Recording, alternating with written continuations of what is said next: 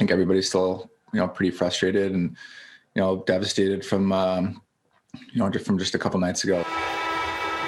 The Leafs and their fans still trying to figure out what went wrong in the playoffs. Until we get to that point, I think the blame lies with me to continue to push and help our coaching staff and help our locker room continue to find the pieces that are going to help us break through in the end. And that's what we'll set the summer to again. But certainly, it's extremely disappointing to be sitting here today. I think if you look at the opportunity that we had and, not being able to execute, not being able to close out a series when you have a lead was our ultimate downfall. We feel like we've let our fan base down. But in saying that, I know how motivated, how determined, how much each and every person cares, and how bad we want to have success. The team was also plagued with a number of injuries leading up to the playoffs and lost key players during their series against the Habs. That's just life.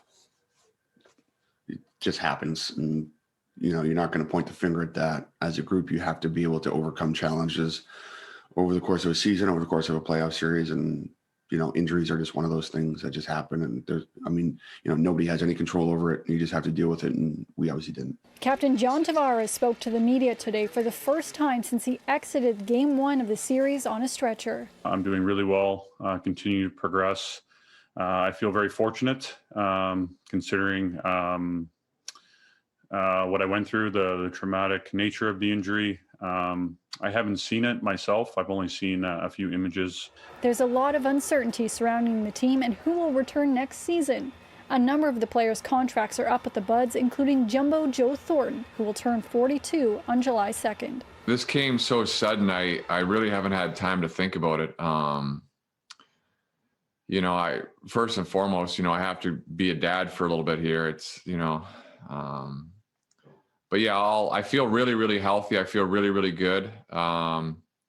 But we'll see. We'll see. I haven't made any decision yet. The Leafs now have a record all on their own. They have the longest Stanley Cup drought in NHL history. At the end of the day today, no one's going to feel better from our players speaking, from me speaking, from Kyle, or from Sheldon speaking. It's going to take actions. It's going to be the actions of what we do in this offseason, and it's going to be the actions of what we do on the ice. And then it's going to be the results that we're going to have to get in the playoffs. And until we get those results, we're going to be second guessed. That comes with the territory. For City News, I'm Lindsay Dunn.